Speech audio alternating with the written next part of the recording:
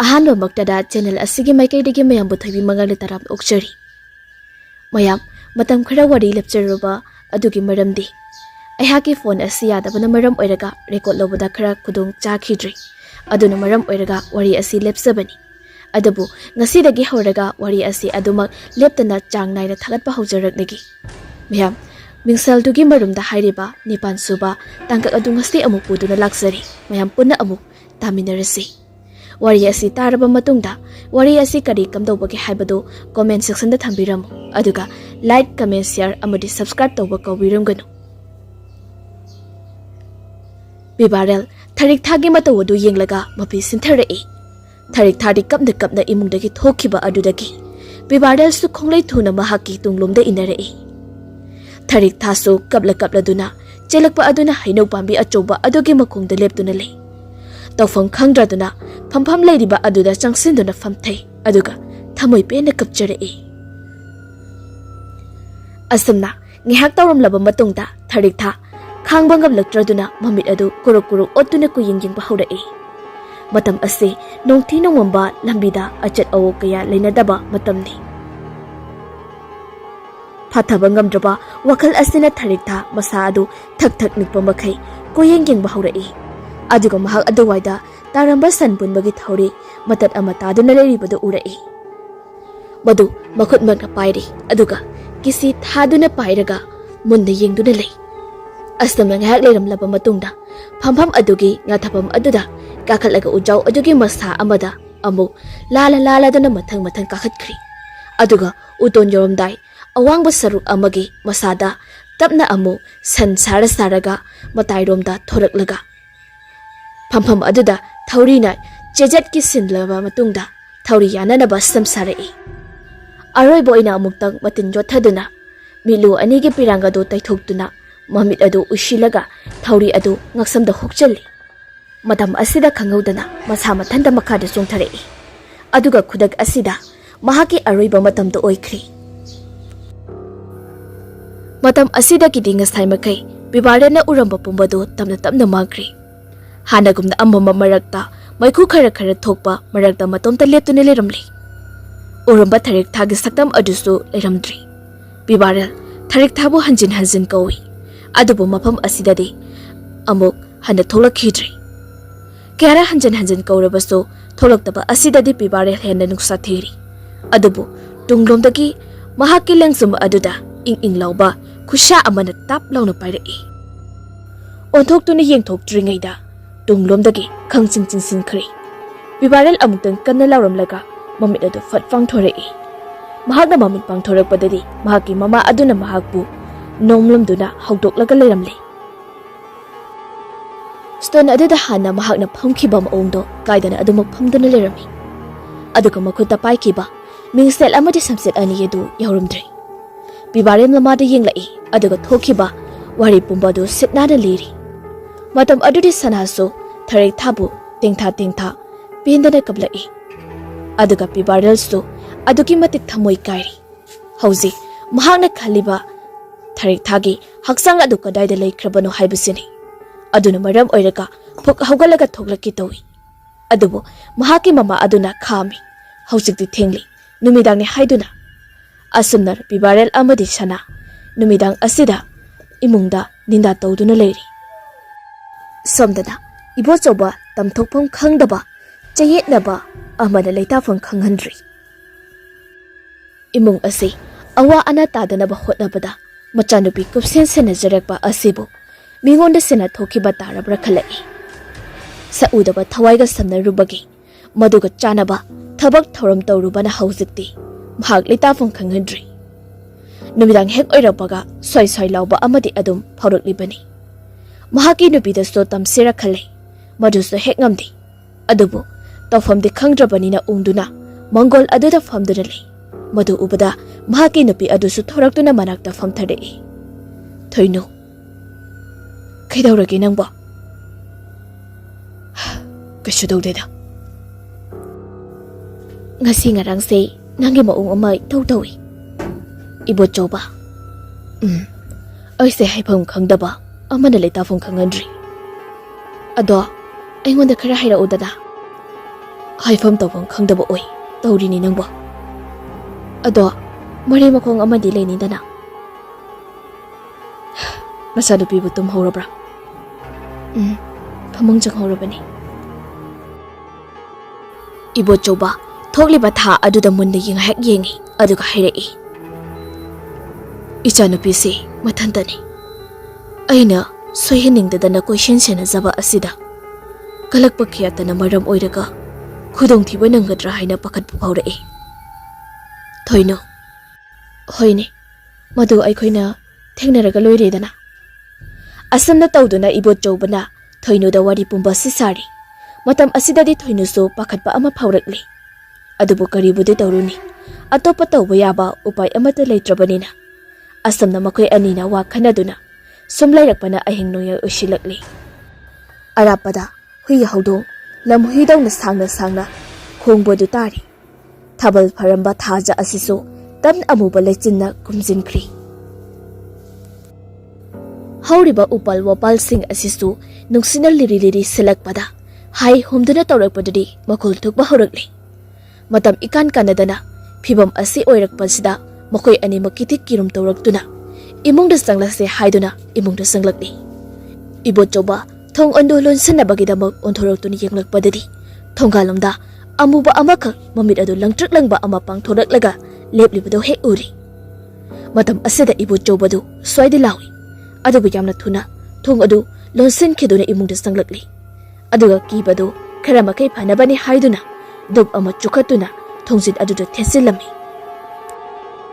ꯃꯃꯥ ꯑꯃꯗꯤ ꯃꯉꯥꯂꯩꯃ ꯀꯥ ꯑꯃꯗ ꯄꯨꯟꯅ ꯇꯨꯝꯕꯅꯤ ꯑꯗꯨꯒ ꯀꯥ ꯑꯃꯗꯅ ꯏꯕꯣꯆꯧꯕ ꯃꯊꯟꯇ ꯍꯤꯞꯄꯅꯤ ꯏꯕꯣꯆꯧꯕ ꯍꯥꯟꯅꯗꯤ ꯃꯩ ꯃꯨꯊꯠꯂꯒ ꯇꯨꯝꯕꯅꯤ ꯑꯗꯨꯕꯨ ꯉꯁꯤꯗꯤ ꯀꯔꯤꯅꯣꯃ ꯏꯇꯧ ꯇꯧꯕ ꯑꯁꯤꯗ ꯀꯤꯔꯛꯄꯗꯒꯤ ꯃꯩ ꯑꯗꯨ ꯊꯥꯟꯗꯨꯅ ꯐꯃꯨꯡꯗ ꯆꯪꯂꯛꯂꯒ ꯍꯤꯞꯈ꯭ꯔꯤ ꯑꯗꯨꯕꯨ ꯃꯃꯤꯠꯇꯨ ꯎꯏꯁꯤꯟꯗꯅ ꯂꯣꯡꯅ ꯍꯤꯞꯂꯤ ꯁꯣꯝꯗꯅ ꯊꯣꯏꯅꯨ ꯃꯆꯥ ꯑꯗꯨꯅ ꯇꯨꯝꯂꯤꯕ ꯑꯗꯨ ꯌꯦꯡꯅ ꯌꯦꯡꯅ ꯂꯩꯔꯤ ꯇꯨꯝꯕꯃꯛꯇꯤ ꯇꯨꯝꯗ꯭ꯔꯤ ꯀꯥ ꯑꯅꯤ ꯑꯁꯤꯁꯨ ꯊꯪꯅꯔꯤꯕꯅꯤ ꯑꯁꯨꯝꯅ ꯉꯥꯏꯍꯥꯛ ꯇꯨꯃꯤꯟꯅ ꯂꯩꯔꯝꯕꯗꯒꯤ ꯅꯨꯡꯁꯤꯠ ꯂꯤꯔꯤ ꯂꯤꯔꯤ ꯁꯤꯜꯂꯛꯄ ꯑꯗꯨꯅ ꯖꯤꯡꯒ ꯃꯊꯛꯇ ꯂꯩꯔꯤꯕ ꯋꯥꯅ ꯈꯔ ꯑꯗꯨ ꯂꯦꯡꯉꯛꯄꯗꯒꯤ ꯒꯦꯔꯦ ꯒꯦꯔꯦ ꯈꯦꯠꯄꯒꯤ ꯃꯈꯣꯜ ꯊꯣꯛꯂꯛꯏ ꯏꯕꯣꯆꯧꯕ ꯐꯅ ꯑꯍꯜ ꯑꯣꯏꯔꯕꯁꯨ ꯃꯊꯟꯅꯇꯒ ꯍꯤꯞꯄꯅ ꯀꯤꯊꯛ ꯀꯤꯔꯨꯝ ꯇꯧꯕ ꯍꯧꯔꯛꯂꯤ ꯑꯃꯨꯛꯁꯨ ꯅꯨꯡꯖꯦꯡ ꯆꯥꯏꯔꯛꯄꯒꯨꯝꯅ ꯌꯨꯝꯒꯤ ꯍꯦꯛ ꯃꯅꯤꯡꯗ ꯍꯧꯔꯤꯕ ꯍꯩꯀ꯭ꯔꯤꯡ ꯄꯥꯝꯕꯤ ꯑꯗꯨꯒꯤ ꯍꯩꯀ꯭ꯔꯤꯡ ꯃꯔꯨ ꯑꯗꯨ ꯖꯤꯡꯒꯗ ꯇꯥꯔꯛꯄꯗ ꯖꯦꯔꯦꯡ ꯖꯦꯔꯦꯡ ꯂꯥꯎꯔꯤ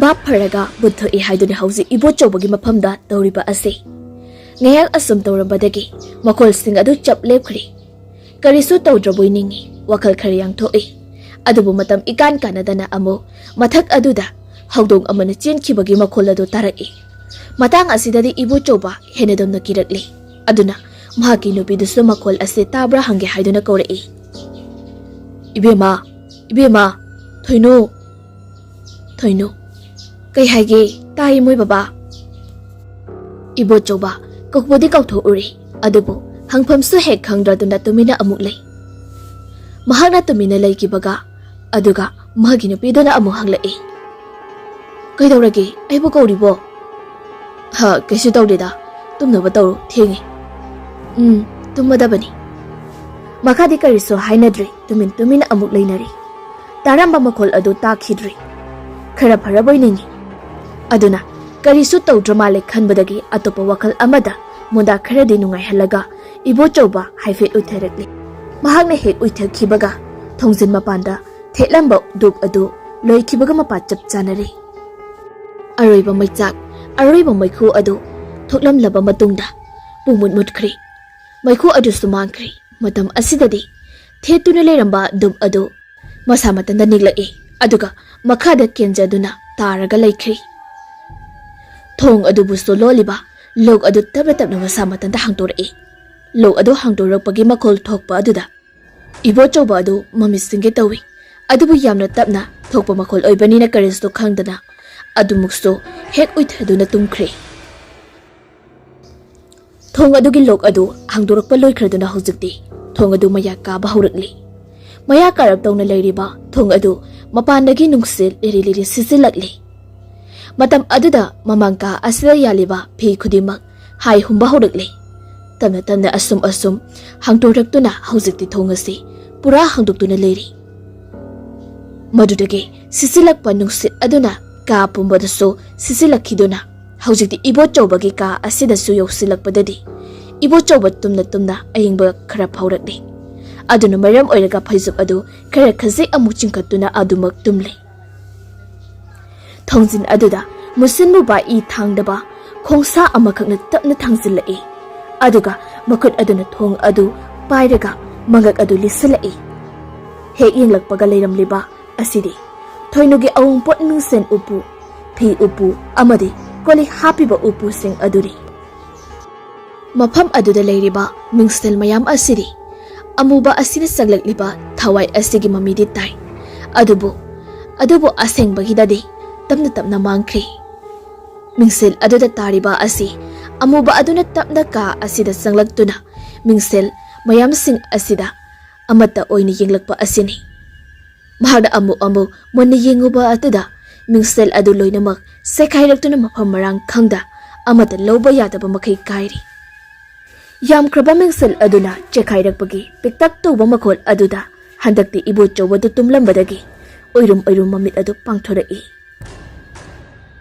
mahakna mamit pangthorakpada nungsina liruli silaktuna silakpagi kangkhal adu hairi tawduna leiramba aduda phamundagi haugalai tumtharuba kawbadagi mahak akiba kya adudi kawkhrabani aduna maram oiraga phamundagi kumtharai aduga thongnaromda yengubadadi thongnawdi adumak thingduna leirami adu oiragadi mamang thongadu hangdoklamlani khalladuna oirum thoglai haibaga tawbaga thongadu hangdoktuna leiramli thoini yengsiluba tawdana thongadu lonsilamlaga aduga fat on thoraktuna mahaki karomda lai adubu akaiba mingsel sing adudi maha ukhidri aduga mingsel marak aduda amuba amagi mami tariba adusu ukhidri asamna ibo chawba mahaki phamungda amuk kakhalakuna phaijub singkatuna hipthakri haujikti amuba adusu yamna sauna ibo chawba bolosilagi khandura sanglai mahakna sanglakpada pumam mamba amaga loinana sanglai aduga mahakna sanglakpa asidadi thaliba blab adusu phatphat khablai madu ibo chawbadi karimata khangdribani adubu ka thangnana leiriba thoinudi mai khapagi maong aduda singnaraduna phamungdagi amuk kumtharakli aduga mahaki nupagi ka aduda fatchangai mahakna hek changlakpada thongjinda yaliba parda adu mi thokiba amagumna fat hairamlei aduga singdiamna chingnarabani mahaki nupana tumliba haifet yenglamlaga thongjin mapanda thekliba switch adu manakta changsilai aduga switch adu sanaduni yengbada mai kaplamba du sofakri wakhaldi khali switch asi yadrabra zatla haina aduga amukso hek parda adu haidoktuna atopa kadari kari tawge haiduni yenglei maduda su kari su uramde kari su tawdra male mahaki bamna oira male haiduna fat laithoraklaga khongkap ama ani hek khangtorakpaga switch adu amo fat off tawsilaga mai adu mutkibadu matau asidari thoinudu khamprek khangi aduga amu onthoraklaga switch adu makut aduna koima maraga switch adu on tawri kitik kirum tawrakpadagi ka asigi akoibada koilei leiduni yenglai adubu karisu singnabadi leitri handamuso mahagi kada changlage khanduna lakpaga hek haurakpaga muslim muba amuba amana pada marumdagi zara thinduruktuna switch adu fat muthalai handaki thoinudu khangboi lakboi tung fat onthorai kibanadi lori handakti adubu upaidi leitabani amukso switch adu on towi aduga handakti switch aduda yengduna tung halaga khongkap ama ani fat thangi maduda handakti seng uhauri amuba khucha ama khakni yamna thuna pada marumdagi thinduраklaga switch adu muthatkiba adu matam asida thoinu mamit adu ushinjaduna aroibi thaduna kana laurai bhana kana laurakpa aduda tumtharuroba mapuroiba amadi machanupi adu hogala aduna chinsilai thoinu leiba makhada famdada mamai adu khomjinduna kaptuna leirami matam asida ibo chawba amadi chingnarabani karigumba amadi tawramalani haibasi adubu mangale madi ingaw ngawri aduma thoinu kamna mahangna ukhiba pumbadu tamle ibo chawba su thembiri aduga karisu khangjadaba mangale masukiri ibo chawna haibagi matuk inam mama macha ani adu phamung de changankhri aduga ibo choba karigumba khara tawdrabadi ngase tomba ngamlaroi khanbadagi Kari tausigay upay thirakpada thangmay ama chukataba yaroi khalai. Aduna maram oiraga matang kuina sizinaraudraba phaklang da yanduna thamba lartin adu lawthorai. Kuirabanina sengdoktabasu yararoi. Aduna kudakta sengdo idugo soibadagi sinmi mingsel adu makudu yadkri. I kharasu thokpa aduda ibochauba phi amani sinduna I adu lepkinaba hotnai. Adubu I adugi manam tabada tumina leiraba phibam ase mati phawba haurakli. Mamang thong adomda nungsit ama ikhang khangaudana phatsu silakpada ibochaubadu tu khyau songi. Latin adu chuka da koilei leiduri yengi. Matam adudi yaliba parda sing amadi phi sing adu hairi torai. Phibam ase amuka hena kihale adubu mahaki akiba adu uthok labadi. Imungda leiriba nupi amadi masa adu hena ki khrani khanduna karimata haidri. Loinana mama macha aduna susut kaptuna leiriba adu maharaki manakungdaso adumak taribani. Adubu marak asida yamna hainadaba makhol amanaso mahaki manakung aduda sonthanglena tarai. Makhol adu muna tasilubadadi mahaki maming adu nahebo kaiboy kaurakpa aduni. Matam aduda ibochoba khonglei thuna mahakna semliba adu losinduna mai adu praprap sukhatle. Tanja hek chanana thalamba blab aduso mai muthokre. Mong amani haiduna khalle. Ibochoba mahaki nupi angang bukidanaba khonjal khara horapna kaurai.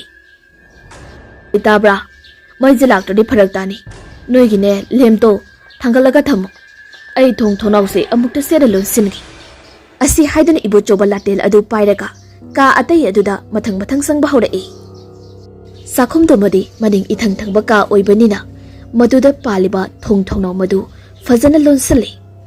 Kolek sing adu mafam chana leiribra marol ama yinglammi. Kariso tawraroi khanduna tholaklaga khongka amani kanthorakpada ngairi. Haujikta yinglamba kolik thamba adu makhada tarakpada khangprak khangladuna chongi. Maduda mahaki nupi aduna kaidorabano hangai. Ibochobana karisu tawde aina thengubagini khommi. Kidanabani haina adubu masina asana khumdokraso kolik adu amuk pulap basket aduda hapsinana hotnari. Nakadar latil adu thamlaga. Asana tawrigai tunglomda amuba ama tamna paisilai. Aduga lengjum aduda paigadabadagi makut adu thingzilai. Maduda ibochobaso samin ama phanglakpadagi tum onthokduni yenglai. Matam asisa kariso leiramdi. Mahaki babna oira male khandoktuda pakhalambadu fakri. Abo ningaidana onsilalaga konsingado hapsinge tawbada mahaki mamai aduda yamna naksinana maya ika karaba mamit yaudraba nupi ama phamduna leirambaduda ibochowadu khaprak khangleduna laugi tawi adubu yamna thuna nupi adugi makut aduna makhori charum adu tap paisinkri. Matam aduda ibochoba karigumba amata lengba ngamkhidri. Yamna kanna mesalakpana maram oiraga ibochobadu wangangba sor honba amata ngamsilaktri. Asumna phamduna leirambadagi sal haugalakpada ibochowasu paikhalai. Wangna makhori metuna thangatuna leiriba tungda amuba aduna akiba khonjal amada asumda harai. Karisu leitraba nagna aigi aningba apambagi mayokta thabak tawba sajari. Yengo ngasiri aina kaidoge haibado nangda siliba thabak pumbagi ona tainaba ngaktamak phanglakkani. Wahai ase hairamlaga mimangda uramba mahakbu khawri metuna thangalamba adu mangkri. Maduda ibochoba makhada pop tarai. Mahakna tarakpagi makol aduda amukso chingnaraduna mahaki lupina hangai. Kaidorabano haiduna kudak asida muluraba mai adu saphat ngalai. Aduga ibochobade sor phungalabagi waga ngangba ingangamdri. Adubu yamna wana samsaraga kaisu tawba nate khanauda til ama changkhibaini khummi. Asana mahaki nupi angangbu yariba makhai kidanaba hotnaraba matungda haujik ibochoba mahaki ka aduda prap sanglai. Aduga makhet ama khetuna musama udu oktoksai wakalda asumna khale.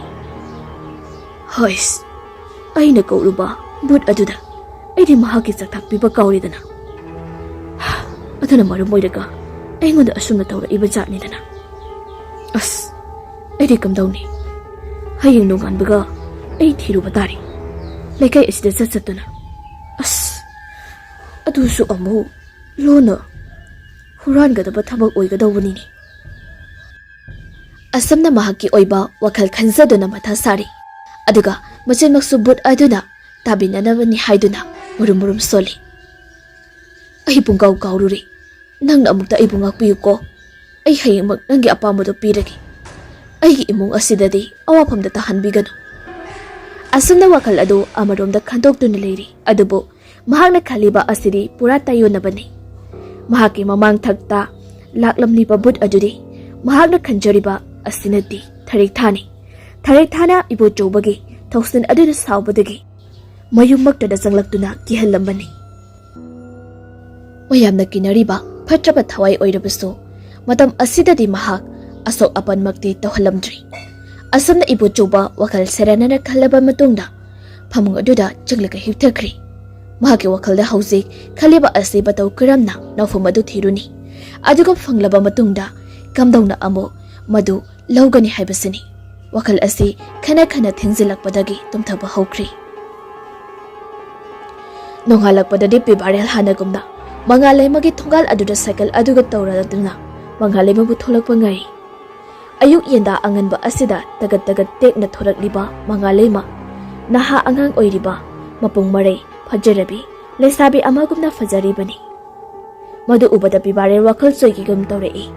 Yengsiluba matamda thamoy irang horakidi tawi. Adubu masamatanda fathajaduna mangalima maningi clear aduda tungak pangairi. Mangalima su cycle adu tungkhalai aduga cycle adu thoba hauri. Khara thoba horakpaga mangalima masadu pibarel da ngatharap tawrei. Aduga machil thokna asumna hairei. Dapiba ai ngasidi yamna wari ahing phajana tumhodri. Adubu pibarel karisu khumde cycle du thofonga khangde maramde nongan badagi numit taba phawba thakduna saduna ngauduna leramba mahak asi nupi amatana asamna tawraktabani. Ngasi magmagonda tawrakpa asidadi masa adu thakatkhri. Mahaki masadaga asamna thenglakpa asidadi amukai henna hainadabadu poi. Aduga amaromda mangalay manasu mamit adu ushilaga ahing phajana tumhodabagi adugi awabadu kungnanaba hotnari. Mamitu ushinna pibarelgi wakal masa amasu khalai. Wakal adu atay karisu nati. Asuk yamna phatena hainariba nisa yamna sabanina tukuchaniriba. Dapiba se phana ngausinarisu mahaki mabukta aron athop thamdaba mingonda kajadaba ase phakreda. Ase haina khalai. Asumna tuition mafam yauri. Tuition mafam aduda muktagi sakfam aduda mangalema nungaitaba phawi. Maramdi ngasingara muktana mangonda hanagumna ullamba nature adu ulakhidri. Adubu mangalema karisu khanjaludri. Amaromdana haino pambi adugi mathakta tharekta adu usa amada bakung adu yanthaduna kanaguma amabu lakpa ngairi. Mahakna ngairiba asi atay kana sunati pibarel buni. Aduga pibarel so haidaw makong asi yoksalakpada tharik thabu ningsanglai. Mafam asimaktada tharik tha laikhidre haibadi khangi. Adubu mahaki haksang dumadi kadada laikhrabanu khangdri. Laifam dumaga khanglabadi mathau mangam ningthijana pangthokpirabadi mahakna wana asi leibakta leibangamdraduna mafam asida mayamna hainadana uriba asi uramloiko khalai. Aduna cycle adu haino makhong mapa asida hamduna munna yengduna lei. Aduga amukso tharikta so usa aduda tungduna pibarel bu yenglai. Matam asida di pibarel na tharik thabu udri. Maramdi ayong nungthil matam asida hanagumna tharik tha mingolda mahakpu uhanbagi pangal lesilakdri. Numidang khaktamakta mangairakli. Mahakna matik mathauna phongdokpa ngamliba ase. Maramdi mahakpu sikhrabasو mahakpu nungsibeba misakse sumsum leiraktragadi mahaksu matik mathauna phudokpa ngamde. Asamna tawduna haujikti pibarel tharik thagi wakal khanjarabasu thamoidadi mahaki wafam tamna mangsilakli. Aduga ibu jobaso hana phana khanglamdrabaso mafam asi tharik thagi thawaina koye yetle haibasi khanglakpadagi mahaki haizaba mahi amadi amaiba kya tanaduna mahaki mayukta thabak tawrakpadagi haujikti tharik tha mapangan chole haiduri.